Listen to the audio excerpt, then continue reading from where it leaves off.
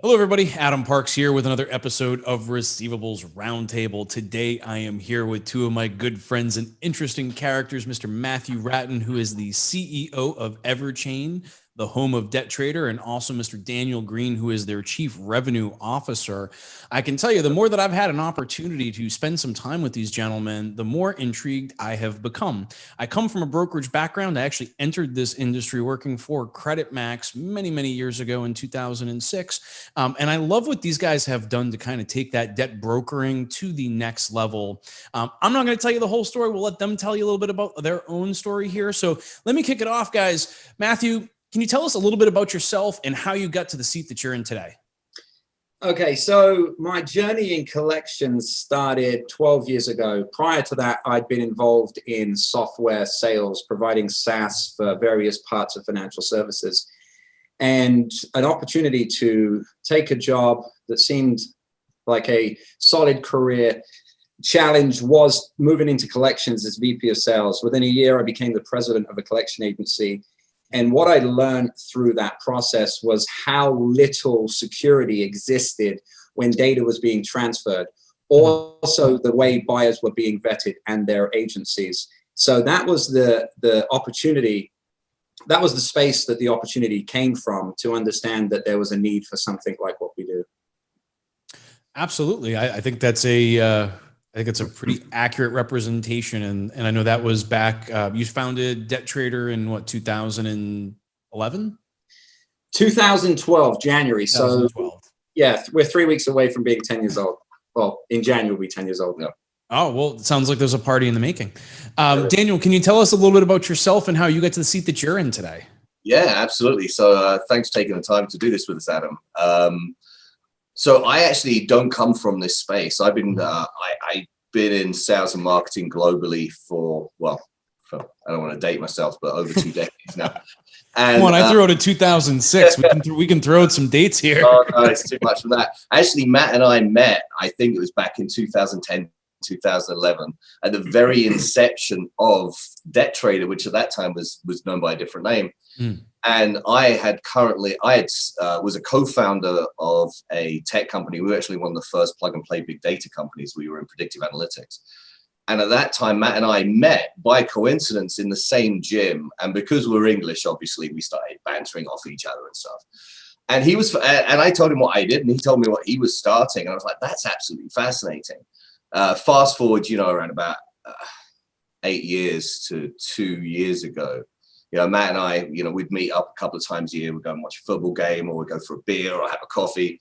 And about 2 years ago, Matt got hold of me and said, do you want to go for lunch? So I went to a lunch with him, and I was doing some consulting at the time, and he was telling me what he was doing here at the Debt Trader. And I was fascinated by it. I mean, just the opportunity in the complete white space that Matt had found in, and doing research after that lunch, and really what Debt Trader was. Because I've never, as a friend, I'd never really paid attention to exactly what he did, right? It was like, it sounds like a fascinating industry. It's in technology. I love that. But really doing that deep dive and seeing that there was this completely wide open space for what Matthew's company was doing, that when Matthew turned around and offered me an opportunity to get involved with the company, I just jumped in. And I've got to be honest with you, the last 2 years has been a really wild ride in this industry, and I can't see myself ever wanting to leave it. I think it's just absolutely phenomenal. So much opportunity here. It is very contagious. Yeah. And when you look at the fact that we get to be in a niche space, it's very rewarding financially. Right. Yeah. But that we also get to do something that's incredibly important for compliance for the consumers, creditors, and buyers. Absolutely. It makes it that much better. It makes it much more special. I don't think anybody ever wants to talk about the fact that the debt collection industry is like a required part of a credit-based economy. Right. And so although we get a lot of negative press, I think it's difficult for some people to realize, what the effects would be should the debt collection industry not be around, like interest rates looking like they were in the 1980s, right? Paying 18% on a home, those kinds of things, because lending money is a risk versus reward probability. And I think that's something that gets lost. But what I'm really interested in, and I can see the cool shirts that you guys have made for the new EverChain logo. And as a marketing professional, I want to talk to you a little bit about this rebranding too, because it started off with one name, you kind of evolved into Debt Trader, which was exactly what you were doing, but now you're kind of focusing on what you see the future to be of the industry with the name EverChain. Can you tell us a little bit about kind of how that came around and what you see as the future of EverChain? You know, when people use the term fintech, I hear it a lot. For me, what fintech means is a technology company supporting financial services. And it's done in many different ways. The way that I see us doing it is when the consumer defaults, or even slightly before a default, to be able to identify consumers that, you know, have filed bankruptcy, have unfortunately passed away, are serving this great nation, and need to be removed from those efforts or channeled to an effort that's more specifically tailored to that type of scenario.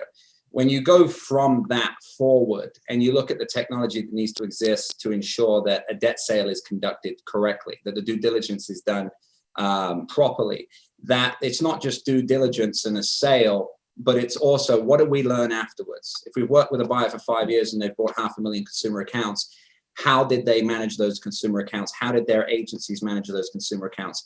Well, all of that requires technology. There's no way that you can change compliance to be as close to real time to ensure that the oversight is really there for a creditor once they've sold. And we were able to change the industry dramatically.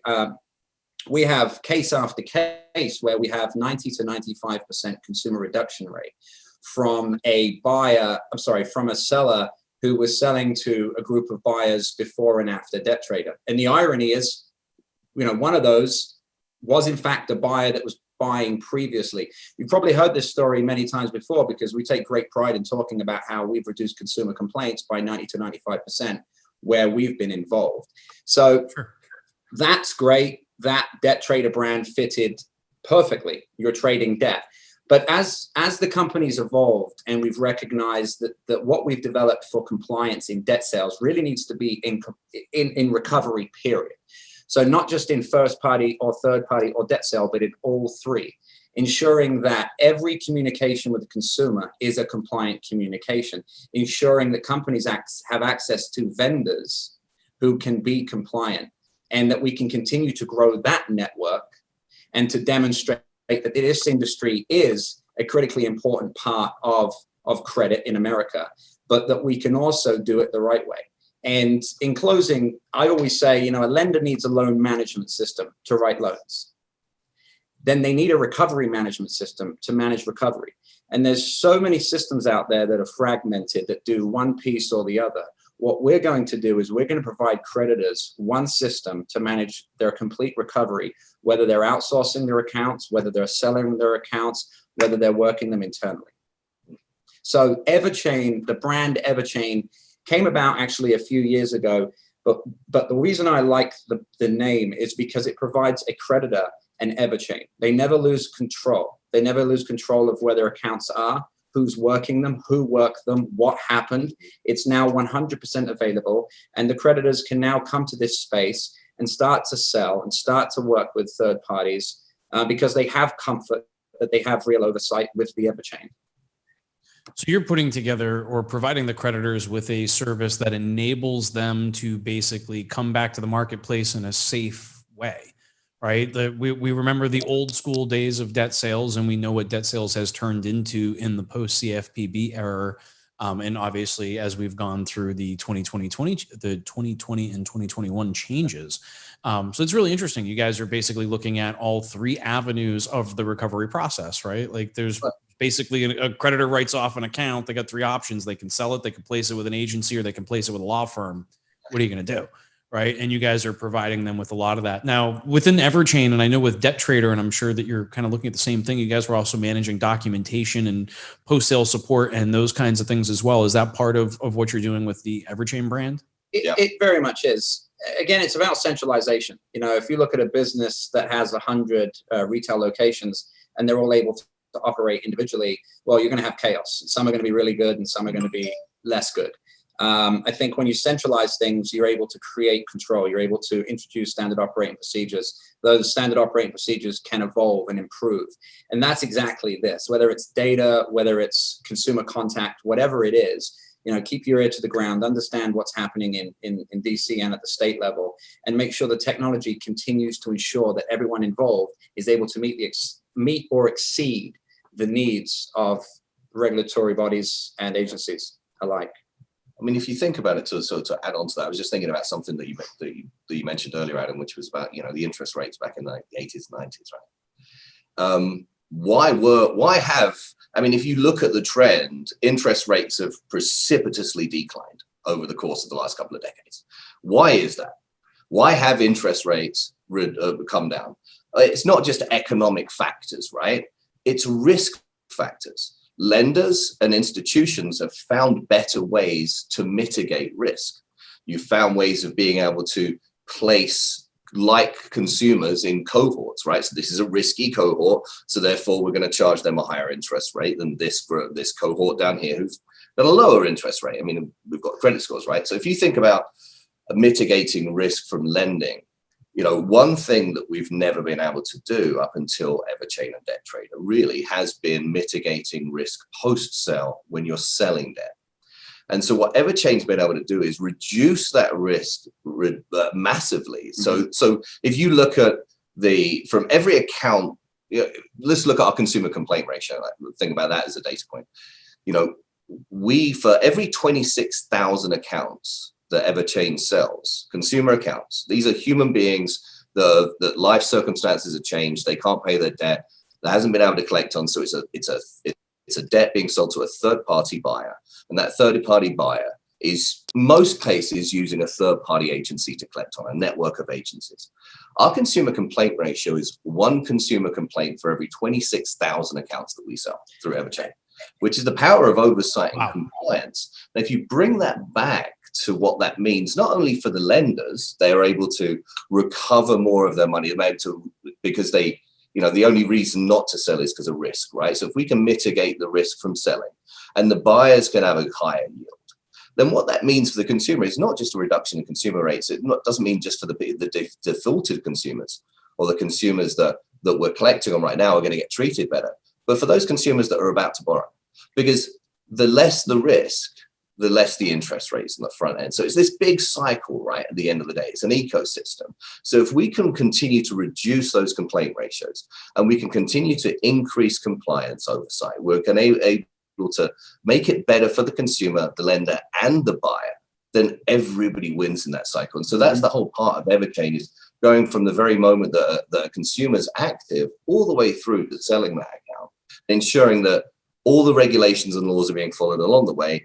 Complaint ratios are low, therefore more sellers can sell, which means that they can have an impact on their rates as well. They offer consumers on the front end. Hopefully that makes sense. That makes a lot of sense. But it also brings me to kind of my next question, which is, right, like you guys are well plugged into the marketplace, and with the platform and systems that you've built, you've started to move obviously into new marketplaces, and a big part of your objective is bringing new sellers to the table, right?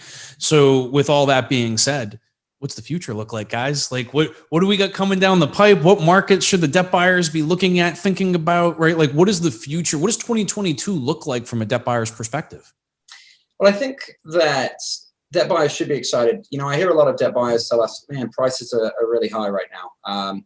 I really wish that it would start to come down. And we believe the best way to bring pricing maybe back down to levels that provide the fair margin for all parties involved is to increase supply. And, for many, many years, people would say, oh, you're a broker, and I think you were at the RMA when I stood up and was speaking with Lou over at Garnett. And I said that, I'm not interested in playing musical chairs here, right? So I'm not interested in convincing a creditor to stop working with ABC Buyer to come through our platform to work with ABC, DEF, and DHI, for example. What we're looking to do is we're going out there and we're looking to educate creditors on the ability for them to use a all-in-one platform that brings debt sale, compliant debt sale to their business as a viable option. Right. And by doing that, every new issuer that joins our platform expands the opportunity for the entire industry. So that is absolutely our goal. And we believe that we can bring hundreds of lenders to the space over the coming few years that will all provide tremendous opportunity. And bear in mind that this isn't necessarily, in many cases, these are creditors who haven't sold before. So they have significant warehouse volumes, which presents. And you've got a significant education project to go through, right? Like you have to educate them on these processes, how to build these things out, what they should be expecting, and then those warehouse lines. That's very exciting. But it's a challenge from time to time. And I mean, it's an easy thing to draw up on a whiteboard. When you look at the collection curve, however the curve looks, whether it's a bell curve or not, there's a diminishing point of return. There is a moment where a creditor should exit the recovery cycle, and so many of them do not. And it's unfortunate because when you look at the math, it doesn't make sense. It doesn't add up. They don't know that they have an alternative to just a continuation. Yes, they can outsource it, and yes, they can, remove the expense by working with a third party. But you don't remove the complete expense. You don't remove the liability. You don't remove the management of agencies because, let's be honest, it's plural. You're not going to find one agency to work all your accounts for all of the time. Right. So I think that it's important to show them that they can actually jump. They can leave that moment where the curve says, okay, the data says based on your APR in writing new loans and the ability for you to take this cash from a debt sale and put it back into new loans, you can actually beat that annuity, if you will, by selling at 4 months, 6 months, 8 months, as opposed to selling it 2 years, 3 years, 4 years, or not selling at all. So what we're very focused on doing is helping those creditors understand that there is a very compliant, very capable tech and experience play that is available to them to bring them to the market. I think that's key. I mean, in my time brokering, right? Like the hardest thing was teaching a creditor why they should sell, how to sell, what to go through, how to prepare that documentation, and then going into their organization with a consultative approach, right? Like it's not just, hey, go sell your debt. It's let me show you how to do this. Let me show you how to maximize value. And it sounds like that's the approach that you guys are taking. But every time I turn around at one of these creditor conferences, whether it be fintech, auto, or whatever, I seem to see your team. So I'm very excited to see what you guys have coming in 2022 and what we should be expecting as an industry as you continue to bring products to the marketplace. Yeah, I think you should expect us to expand our product offering, and you should expect us to bring companies that haven't been a part of this industry or this community. So yeah, we're very excited about 2022. Yeah, our entire focus is focusing on those lenders and creditors that have either never sold before or haven't sold for a very long time due to the regulatory environment. As you face yourself, right? You speak to a lender that's not sold before, or if they have sold to, they've sold it was a long time ago. It almost feels like there's some unresolved trauma, right? When you're talking to them, because it's just you're right. Like, I mean, you're not dealing with corporate trauma, you're dealing with individual really at the end of the day, because the person that's making that decision to whether that's in charge of the recovery efforts of the organization to making a decision, you've first got to educate them and make them feel comfortable, because they've got to make that determination of, is it worth me spending the political capital or even putting my job on the line to recommend that this organization that has just looked at the loan losses as the cost of doing business, is it worth me putting myself on the line in order to move them forward to this new strategy? The interesting thing, though, is that at the end of the day, whether you outsource your accounts, you work them internally, you risk it anyway, right? The consumer is being called by a collection agent. Absolutely. And the key here is to ensure that collection agent is trained, right, and trained by a company that's compliant, but compliantly trained, and then held to account, responsible for, demonstrating that. And when that's not happening, there's a remediation occurring. And that's the insane thing. So, because that's happening right now, right? I mean, you've got creditors that don't sell, that are using third-party agencies to collect on their debt, right? So you're going to that third-party agency at 90 days, at 180 days. And I'll speak to creditors right now that are so risk-averse. Yeah, I'll ask them, what's your complaint ratio with that particular third-party agency? And they don't know the answer, and it will take them weeks if they can gather that data. So let's touch on that, if I may then. If you look at the fact that a collection agent is going to make a call, Right, of course. then the decision isn't whether that is or isn't going to happen. It's going to happen. The question is how you arrive at that. Do you arrive at that by having that person be your employee? Do you arrive at that by having that person be a third party that you're sharing the profits with? Or do you arrive at that by having that be an employee or a third party of the company that you sell to? At the end of the day, the outcome is the same. Right. And I think that's an important thing to focus on. So how do you know what's going on? We take pride in understanding and knowing that every consumer complaint that occurs is reported to us through our platform. It's investigated and remediated through our platform. And that gives us data that allows us to know who's good, who's great, and who shouldn't be in our network. And, you know, what we want to do is we want to bring the good and the great to the creditors. And second to that is, let's say you've got good and great, and they're mixed in to the bid queue. You've got, let's say, 7 bids. And those buyers are bidding to purchase the portfolio, and they're all very close in price. How do you make that decision? You make the decision based on compliance, and we allow you to do that because we provide you with that historic complaint ratio, not one that's on an Excel spreadsheet or pointed to on a website, but an actual complaint ratio that's only consisting of substantiated complaints that have remediation, so we can absolutely tell you how this will go down, what's going to happen, what's been happening. So it's like you guys play that third-party referee position, right? Like you're the third-party referee in between it because you become this trusted source. It's the same thing as like a Trust Pilot or another third-party organization that's meant to be the, you know, kind of the honest intermediary. And I think you guys have done a great job of playing that position. But I think it goes beyond being the referee, though, right? I mean, I think that we offer the technology, right? Anybody can be a referee, but I think what the technology allows us to do, if you think about it, and I was just thinking about a good analogy right now, it allows us to be able to see around corners, right? So Adam, my 15-year-old daughter is 4 months away from getting a driver's permit. Now, as a Britishman, you can't start to drive until you're 17, right? So I've got a 15-year-old daughter who is about to start driving. So I'm going to buy her the biggest, boxiest truck with the most amount of airbags you can imagine, right? And I was just thinking the other day, you know, about how I'm going to get through the day. And then I realized that I have this, right? So let's take that as an example of what EverChain does in that scenario, right? So if this was the year 2000, so I'm not going back too far away. Let's just say even 2005. And my 15-and-a-half-year-old daughter starts driving. She's 16-year-old comes. She comes out to me. She's got the driver's license. She's got a driving permit. She comes and borrows my keys. I give her the keys. It's year 2005. I'm in my driveway. I give her the keys. She gets in my car.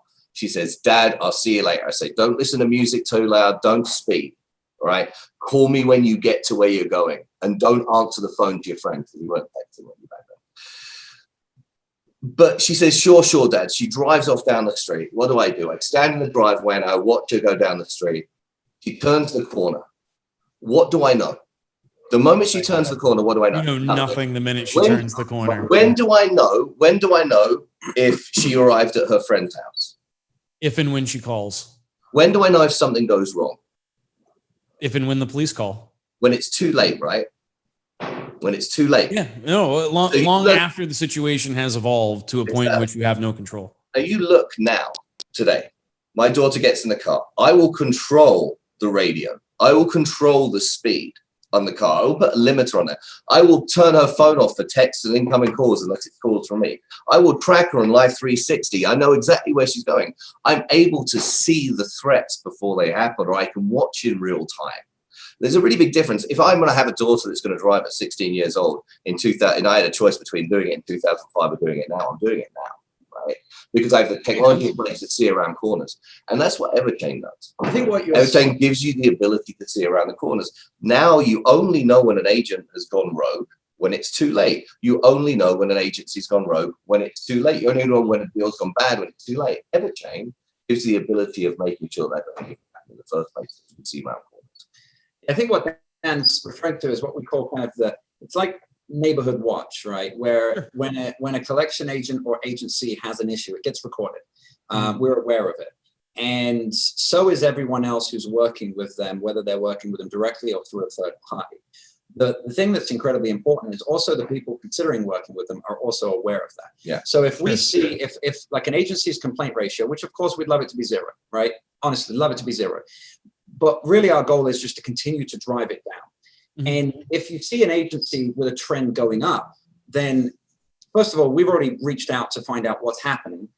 We put a new team on the floor is something we hear often.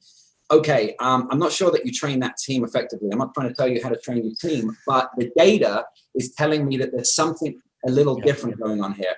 So we need a resolution. Normally it's, well, we'll move the paper that was acquired through EverChain off of that team. I said, that's great in the short term, but the long term, I still think you should take a look. It doesn't solve the underlying problem. But I think it's important that we take one step back here for a second, guys, and just talk about the fact that like you're actually looking at the agencies, right? As in that broker type role, right? Or in that intermediary role in which you're assisting these creditors to bring product to marketplace, you're not just evaluating the debt buyer, but you're looking at the individual agencies that they're using and kind of approving them and ensuring that not only the third party that's making the purchase, but the fourth parties that they're ultimately going to use in this process are also being evaluated and watched, which I think is that next level, right? Like when we were doing this, or at least when I was active on that side of the business, like we didn't have that kind of visibility. We knew what the debt buyers were doing. We had pretty good eyes on the debt buyers, but I didn't know which agencies they were using necessarily, or which agencies were getting which paper and that kind of stuff. And you guys have taken that to a whole new level, but not in a big brother kind of way, more in a monitoring of the compliance risk, right? Going back to the entire risk-driven conversation. Yeah, that seems to be the focal point for you guys. And I'm sure has really assisted in the process of being able to bring new creditors to the table, because you're providing them with this safety net that they've never had the opportunity for before. Yeah, I think there's no point, and we realized this very early on, there's no point in doing all of this review of the investor. You know, sometimes they're working the account, sometimes they're passive, but that buyer is compliant, excellent. Mm-hmm. But if they're going to engage anyone else, then we need to understand that relationship. And in the case of it being a collection agent, where they're making that phone call, then they have to be held to the same standards. And even more, you know, since our inception, any buyer who purchased on our platform has to resell on our platform. We don't need to take a fee. We don't need to tell them who, but we do need to make sure that that buyer they want to do business with is as compliant as they are. Otherwise, again, what was the point? So it's about making sure that any person who has consumer contact, whether they engage by phone, whether they engage by text, email, or through social media, has to demonstrate to us that they are licensed, insured, and bonded, that they do have SOPs in place that demonstrate that their team is being trained compliantly, and that they have history that tells us that their complaint ratios are low enough, so that we can, you know, introduce them to those potential creditors or to the buyers who are working with them after purchasing from the creditor. I love it. I love it. I think this is fantastic, guys. You know, I really appreciate you guys taking the time to come on and chat with me today. I know that the EverChain team will be at the RMAI annual conference coming up in the very near future. I look forward to seeing everybody out there. For those of you that are watching, if you have any additional questions, marketplace questions, debt sales questions, feel free to leave them below. Both the EverChain team and myself will be responding to any questions that are posed. If you have any additional topics that you'd like to see us discuss, or if you'd like to see them come back on, let's leave those comments below as well. In the short term, gentlemen, I really enjoy you taking the time to chat with me today. I learn a little something from every conversation. Very excited to see what kind of products you bring into the marketplace, because I truly believe in your methodology. Not only that, but the fact that increasing supply will stabilize pricing in the debt sales marketplace, and what an important thing for all of us that are involved in the receivables management space, and specifically debt buying. Guys, thank you so much. I can't wait to see y'all in Vegas, and it's been a lot of fun chatting with you again today. We'll see you soon, Adam. Thank you, Adam. Take care. Thank you.